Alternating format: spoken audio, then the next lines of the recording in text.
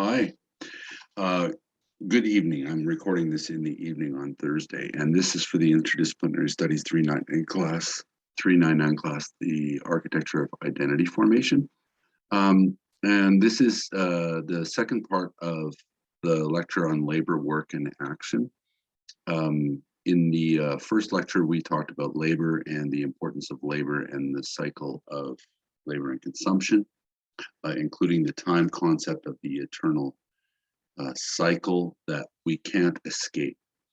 In this lecture, I'd like to talk a little bit about Hannah Arendt and work. And what I'm specifically interested in this lecture, and I'll just share full screen on this. What I'm particularly interested in this lecture is to understand her concept of work first, and the time concept that's involved in the concept of work. And then I want to understand a little bit about taking two kind of Arendtian criticisms from the private and the public realm. And as you understand, Arendt kind of goes back into Greek culture and distinguishes hardcore between the private and the public realm. And as this relates to our studies of authenticity, we understand that inescapable horizons, that is, those horizons in which we're all involved in,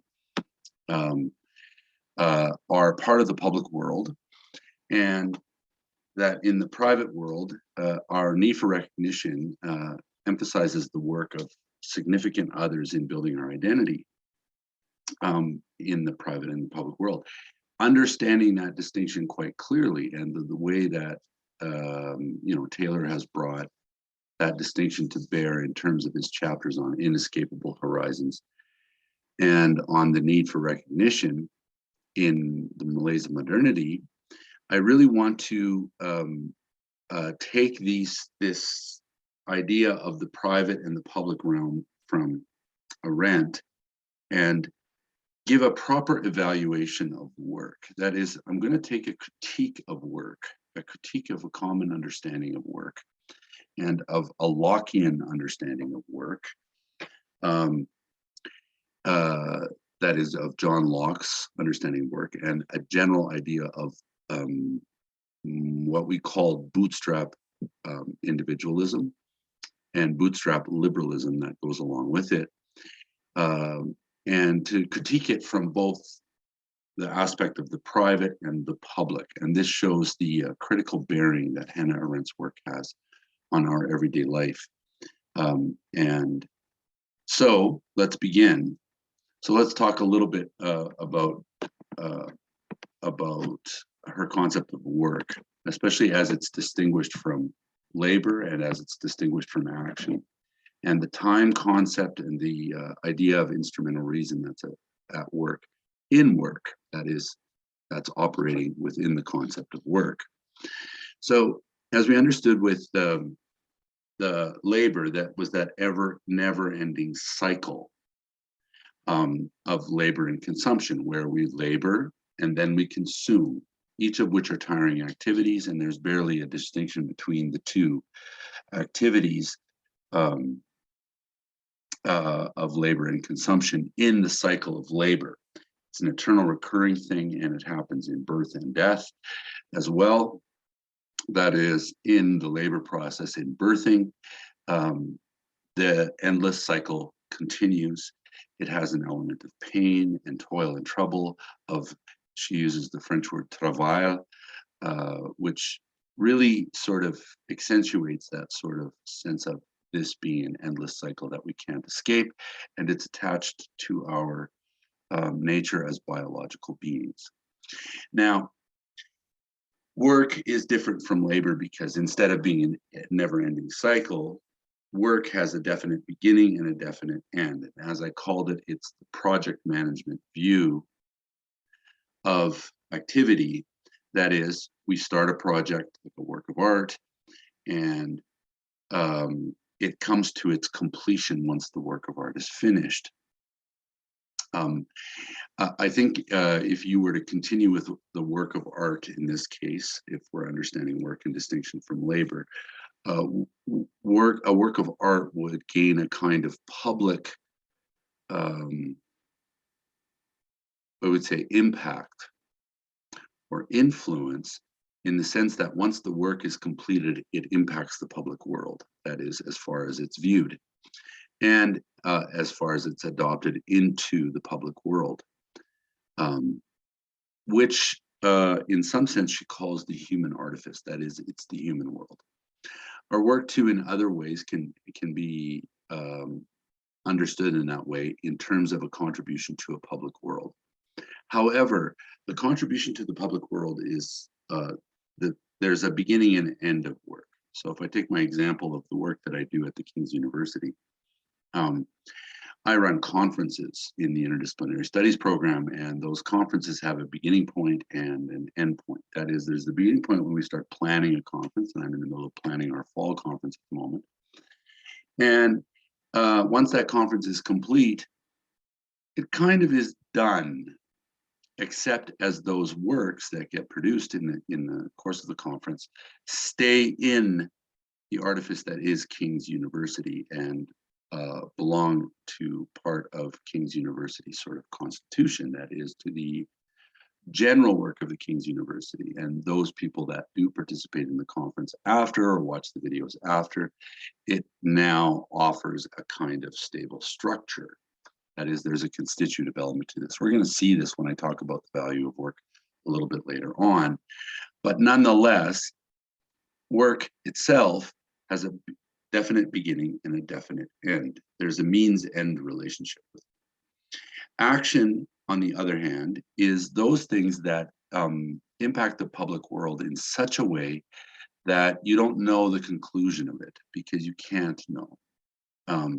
And so it has, so whereas labor is this sort of endless cycle, work has a means-end relationship, but action in the end, and we're going to talk about this in the next lecture, action in the end is really devoted to this kind of sense of natality, that is, that we begin something new. And with that, we never know what the consequences of that activity will be. And of course, that requires lots of things, and we'll talk about that in the next lecture. But for now, let's just focus on the means-end concept of work and this beginning and ending process. So we call it a means-end concept. That work has a means-end concept built into it. That is, you do things for a particular consequence. That is, you build things or you do things so it has a particular end in mind, right? So if I take, for example, the idea of the pen and the making of the pen in the factory, the work that goes into making the pen actually comes to an end in the pen, in the finished product of the pen itself. How I use it is, in a sense, instrumental to future work. So when I'm writing notes or that kind of thing, it's instrumental to future work that I'm doing. But the work of making the pen itself puts it in the human artifice. That is, it puts it into the world of things, which in a sense contextualizes lots of my action. But the end of the work process happens in the making of the pen. Once the pen is made, that's it. It might go out of existence. That is, it might degrade and it might become non-usable anymore, either from overuse or otherwise.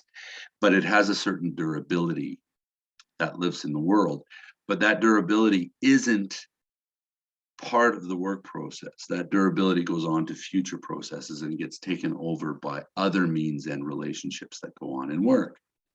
So this is pretty important to understand, that if I think about my work at the King's University, as soon as a bit of my work ends, that work is there and is part of the artifice of the King's University. That is, it's part of this kind of human world that it belongs to. The work itself comes to an end at a certain point, and then it becomes part of the artifice and moves on. And so in it, there's an embedding of instrumental reason. So for example, here's an example in terms of at least what I've done, and it is a work concept. Work is an important concept for us, and we need to understand this concept of work from a Arendtian perspective. So from an Arendtian perspective, the concept of work as applied to my work at the King's University means that everything that I do builds to the artifice of the university. And once I've done that work, I don't need to do it again anymore. So for example, I wrote communication and defined what the faculty requirements in terms of their participation at the conference. I wrote that. They will approve it. And then once it's approved, the work is finished. That now is part of the human artifice and constant expectation going forward. It would be the realm of action to reconsider those things. That is, it's a change into the human artifice. That is, it is an acting into doing something new. But once they're established, they're part of the human artifice, and there's no need to work on them again anymore. So you can see with the concept of a pen, or in the concept of something more dynamic as a set of rule or procedures, like I've done with the faculty requirements, that such work has an end in it. And then that's the end of that work. So this is really important to distinguish this. There's the beginning and the end. It's a kind of time segment view of time, unlike in a kind of eternal and recurring cycle that goes on in labor, or the vector view, which of action, which means you do something in a moment of time and you don't know the results of it into the future.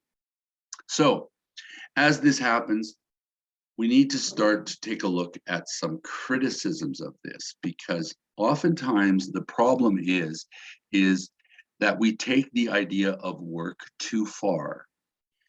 And the idea of work is that it's part of my sort of social existence, or my mass social existence.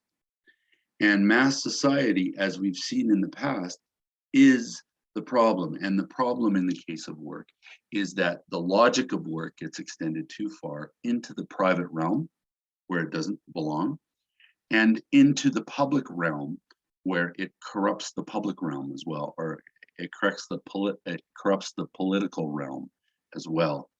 And so I want to take this in two ways. I'm going to criticize it from the private, and I'm going to criticize it from a political perspective. And you'll see how these criticisms work. And these are Arendtian type criticisms. So it's a little bit about what I'm doing, but it shows how Arendt can criticize a basic concept like work we have.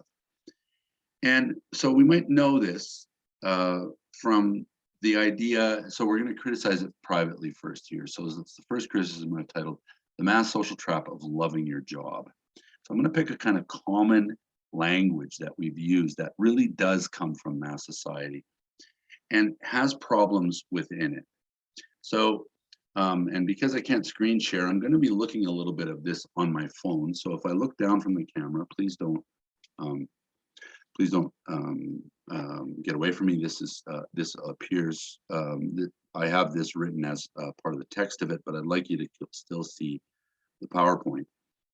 Okay, loving your job is a kind of capitalist trap. There's a problem with it. Doing work that is fulfilling has become ubiquitous career advice, but no one should depend on a single social institution to define their self. Since the start of the pandemic, Americans and Canadians have been talking seriously with friends, family, and themselves about the shortcomings of their modern day work lives. Millions of people have joined the Great Resignation, and many, especially the college educated, have vowed to follow their passion and embark on a different career. But the yearning for more meaningful work isn't new. Over the past 3 decades, college students and college educated workers have turned to what has been called the passion principle. The prioritization of fulfilling work, even at the expense of job security or a decent salary. And that this is a kind of roadmap for how to make decisions about one's career. However, it seems that more than 75%, according to The Atlantic at least, of college-educated workers believe that passion is an important factor in career decision-making. And 67% of them say they would prioritize meaningful work over job stability, high wages, and work-life balance. Believers in this idea trust that passion will inoculate them against the drudgery of working long hours on tasks that they have little personal connection to. For many, following their passion is not only a path to a good job, it is the key to a good life. However, prioritizing meaningful work and career decisions has many drawbacks as well, and they're not limited to the ones you might think. Sure, pivoting from a stable but unfulfilling career to a more meaningful one could be financially risky. But the passion principle also poses a kind of existential hazard. To be frank, white-collar labor force workers and the white-collar labor force itself was not designed to help workers nurture self-realization projects, such as people who are authentic would like to undertake. It was designed to advance the interests of an organization's stakeholders. When people placed paid employment at the center of their meaning-making journey, they hand over control of an essential part of their sense of self to profit-seeking employers and the ebbs and flows of the global economy, in other words, the mass market. The passion principle doctrine has become ubiquitous career advice everywhere. Even most of the college career counselors and coaches I've interviewed in my times have espoused it, even people in the Center for Career and Calling at King's University. But advising career aspirants and burned out workers to follow their dreams presumes financial safety nets and social network springboards that only upper middle class and wealthy individuals typically have reliable access to. And in this case, if one is a low-income worker, they may not have that secure private realm that Arendt talks about. It may have been eroded so much that they don't have it, and as such, don't have the liberty to follow their passion. Working class graduates, college graduates, when they pursue their passion, they are about twice as likely as wealthier passion seekers to later end up in unstable, low-paid work far outside their passion. To recommend that career aspirants do what they love and figure out the employment stuff later, something that I've even been guilty of, ignores the structural obstacles to economic success that many face, and blames career aspirants if they cannot overcome those obstacles. That is, if they fail, it seems to be their fault. It guides workers to avoid the grind of paid work by transforming it into a space of fulfillment.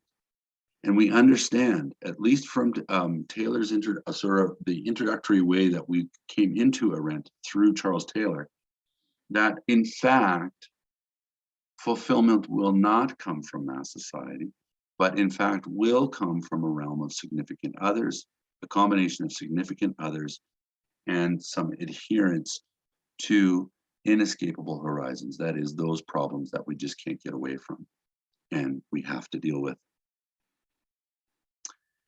However, the world of work does nothing to address the factors that made paid work feel like drudgery in the first place.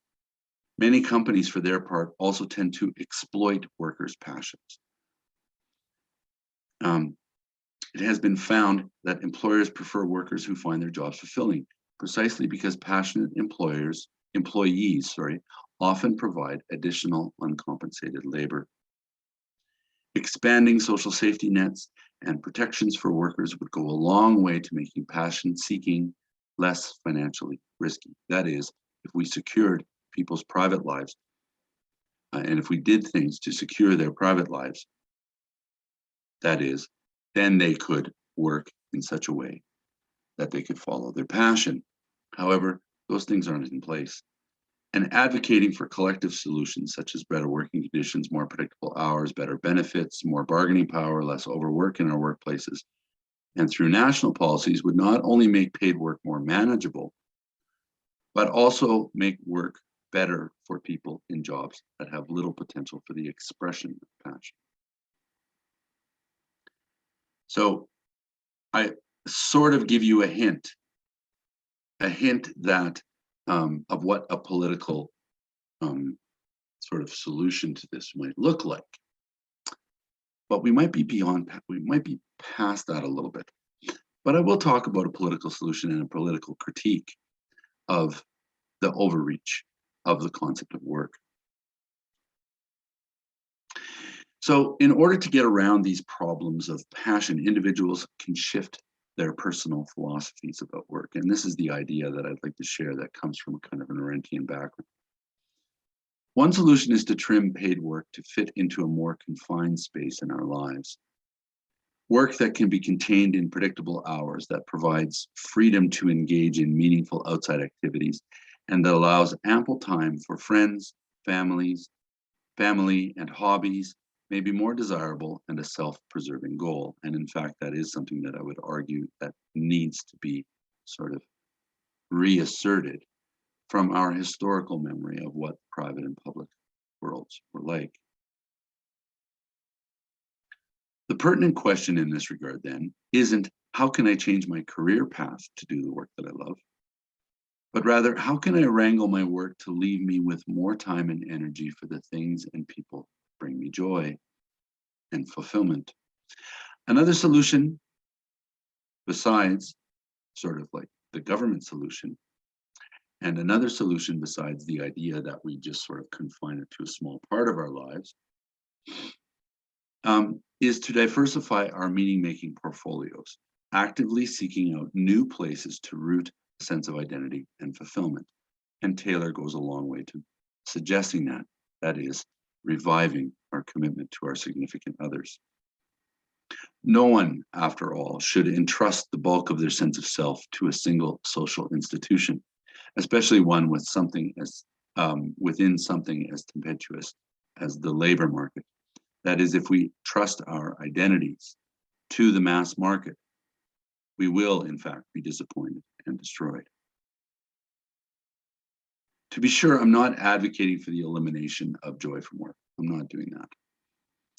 Working for pay can be tedious, disappointing, even crushing, and having meaningful work is one way to make the hours pass more pleasurably. Certainly, that's part of my work here as a teacher.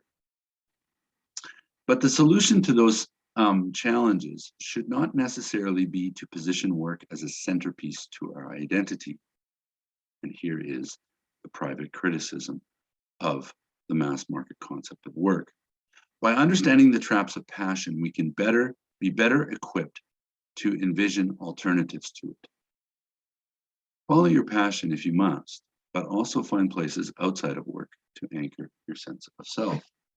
And I've made this recommendation in terms of finding significant others.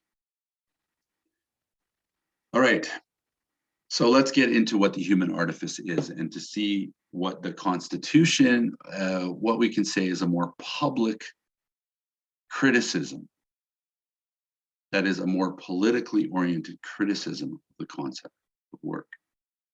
So as I mentioned before, work actually contributes constitutively to the human artifice, to the human world. So it does have a significant value.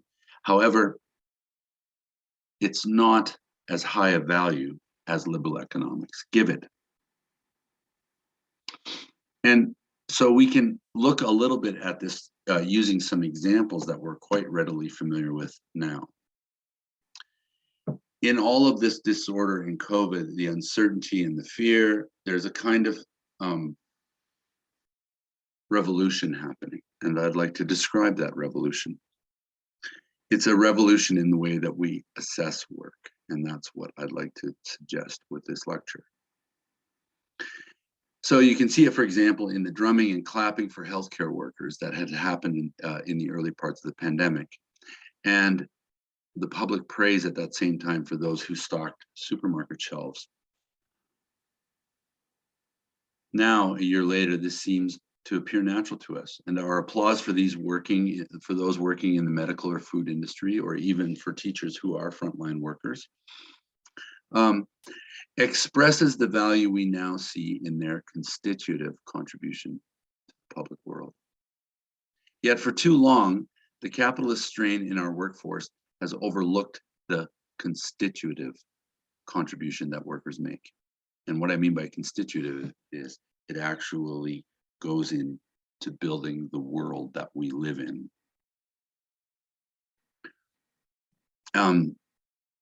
Instead, the market value of work is measured in terms of the marketplace. So since Margaret Thatcher and Ronald Reagan, markets have remained relatively free to provide employment, to dictate its conditions, and to assess the value of work in monetary terms.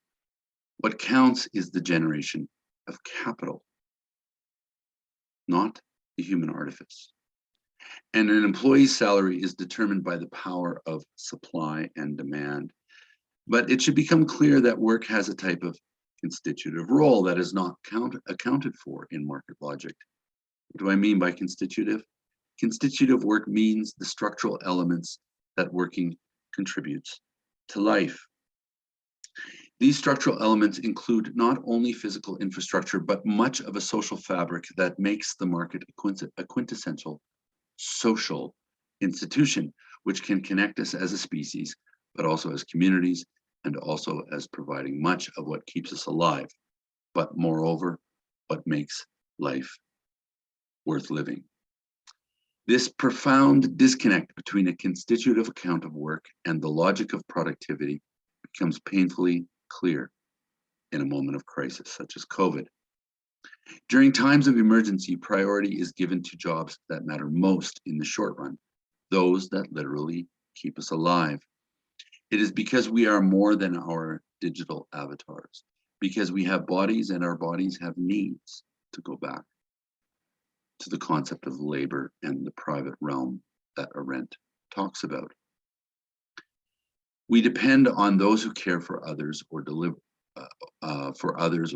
needed food. We depend on them. Briefly, a constitutive assessment of work brings jobs that cater directly to basic human needs to light and to emphasis. The focus on basic human needs is understandable and important in the midst of a crisis such as the COVID-19 outbreak, but the constitutive account also captures the other ways workers contribute to society by catering to our higher order needs for sociability and meaning. And remember, both Arendt and Taylor are focusing us on what our higher needs are. There are, for example, those who run the places in which we gather: cafes, pubs, fitness studios, cinemas and theaters, but also churches, art galleries, and museums, and even schools. And there are those who create our vibrant cultural life, whether they be comedians, clergy, educators, athletes, visual and performance artists, or independent filmmakers. Instead of asking how to make the most money, these workers have a vision of the world and of what is valuable in it. And through their work, they realize such values. In contrast, a market approach to work sees human activity primarily as input factors into a production process that ultimately serves the maximization of profits and the shareholders of the organization. We've become so used to this perspective that we've forgotten that for much of human history, an exclusive desire to make money was considered a kind of sickness, a pathology, kind of an addiction that is more likely to eat up the soul of individuals than to make them happy. The sociologist Max Weber tried to explain the origins of capitalism with its limitless striving for profits as caused by a displaced religious striving. Specifically, Weber thought the Calvinist work ethic was inextricably linked with capitalist drive. Today, historians have serious doubts about Weber's theory. However, few people dare to question the legitimacy of an unlimited striving for profits. Yet by applying the idea of unlimited striving for profits, we also tacitly accept the reduction of work to its market valuation, whereby remuneration and the conditions of employment are designed to boost profits and increase capital accumulation. In times of crisis, the implausibility of a market-driven account of work becomes visible. We suddenly appreciate the contributions of those who make sure our physical needs are satisfied. It also dawns on us that the small businesses and cultural organizations that fulfill our higher needs, but whose activities must be put on hold to flatten the curve, might go bankrupt, and many have already. This forces us to ask what kind of future lies ahead if only large profit-oriented organizations survive. And what type of employment will be left for those who enter the labor market after the crisis?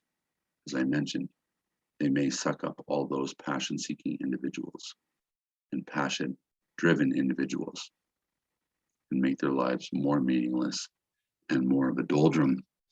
Assessing the value of work exclusively through the market overlooks a crucial point, and this is the crucial point I want to make.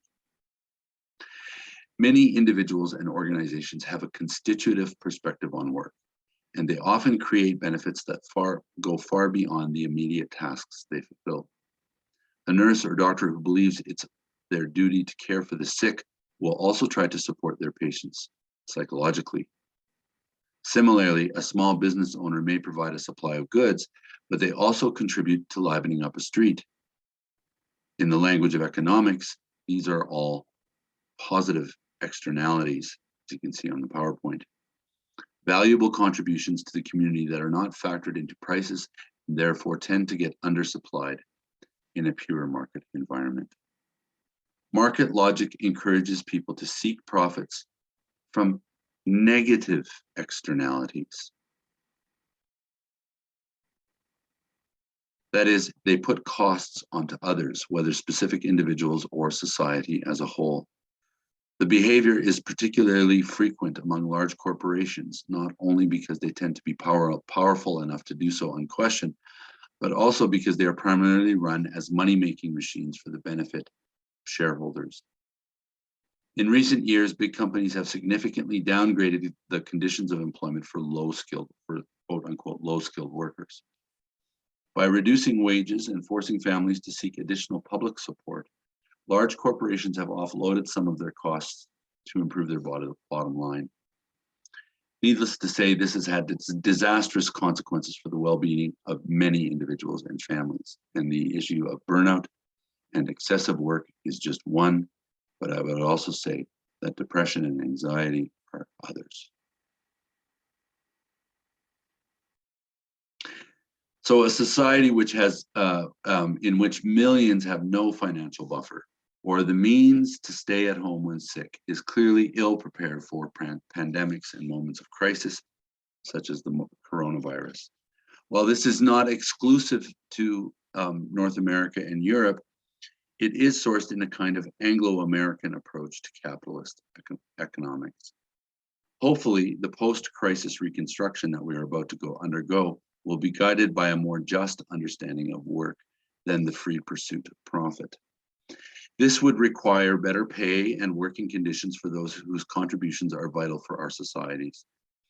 It also implies ending the wage gap between jobs that have traditionally been coded in gendered or racialized ways. And it means giving workers the right to a voice in how their work is organized. But it also recognized the constitutive element of work that actually builds the human artifice, which locates our lives and provides a location for human activity. In other words, work provides not merely the economic means to survive with greater or lesser ease, it also constitutes the very reality, human artifice, that we happen to live in. Democratically or not, communities have long valued and structured work for the purpose of thriving processes and institutions. Even these communities would be distorted if we understood them as democratically organized. We may wonder if democratically organized work can create space for workers to constitute the well-being of their communities. Yet from now on, it is important to understand the basic reality that many individuals do not simply seek to maximize their income while minimizing their working time, as textbook economic models of the labor market suggest. Work is done by human beings with dreams and hopes and a desire for social recognition. Many individuals want to make a meaningful contribution to society through their work, and work should be organized so that they can do that. As I've argued elsewhere, this may be something which actually has its origin in another realm than mass society, that is, as I mentioned, in those realms of inescapable horizons, in the realm of significant others. And it's possible that mass social organization is likely ineffective and unfulfilling. However, we are in the experiment right now in our neoliberal cultures, and even here in Canada, and we see some of the pushbacks on that happening in Ottawa with the so-called Freedom Convoy. This does not mean labor markets should be replaced by state allocated work, but it does require regulation to prevent the imbalances of power between large corporations and their employees. It would also push societies to rethink how they spend tax money, which functions do we consider vital in both the short and the long run. Lastly, it means how work can be organized in more democratic ways, not only because democracy is the most appropriate political form we know of for checking and balancing excess power, but also because it allows for better protection of workers' rights. Political and moral considerations that constitutively substantiate our social lives are thus given recourse to some organizing principle to maintain their living reality. The question then becomes, are democracies equipped to do it? And do they have the will to carry on such a vital task? So I mentioned this, that's a kind of criticism of the value of work. That is to understand that work has a constitutive element in our life, that it actually helps locate human activity, and work goes towards that. And my argument, and what I've made so far in this, is such that politically we need to actively protect that kind of work, which houses the human life. So let me say some things in conclusion. And I want to highlight some of the historical things I've mentioned here and to see how this fits historically, but also to, I want to sort of do a re-evaluation of what work is. According to Locke and according to Arendt's account of Locke, Locke elevates work to being the highest possible activity. Political activity, even though Locke tends to value it, he does not value it as highly as he does work. Marx, on the other hand, had elevated labor. Labor was the highest. Politics was supposed to wither away, and the workers were supposed to organize their own work so that they would not be so alienated. Whereas Marx's diagnosis may be correct, that is, we are alienated in those 4 ways that I mentioned in the earlier lecture, that we're alienated from ourselves, from the means of production, from products of our production, and from nature. He might be right in the diagnosis of those 4 types of alienation, but his solution was to elevate labor. Arendt instead elevates action to the highest level of the 3 activities of the viva activity, of the viva activa, which is the act of life.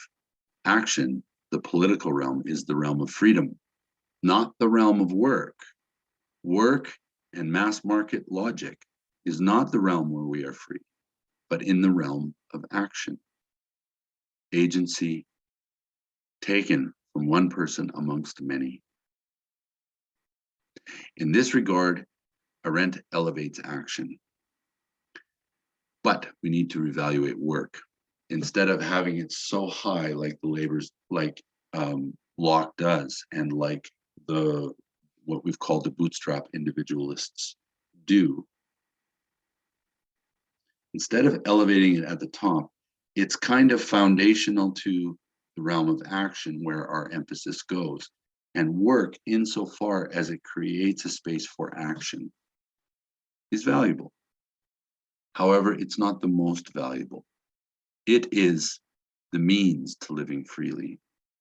That is, it is the means by which we can establish a world that we can live in freely. It's by that work. And so, because of this criticism, there is a substantially conservative element to this. That is, the ability for human beings to do work that contributes to the human world, that builds the human world, that locates our activities. That is valuable. But it's the activities of action where we truly are free. And that, for Arendt, is the highest level of activity. All right, that's the lecture on work, and distinguished from labor and action, but also too, in understanding a kind of private and a political criticism of it, we understand that mass market has overrun it. That is, it's overrun both the political realm and it's overrunning the private realm. And we must be careful to protect those two realms from this encroachment of mass society. Thank you. We'll pick up after reading week.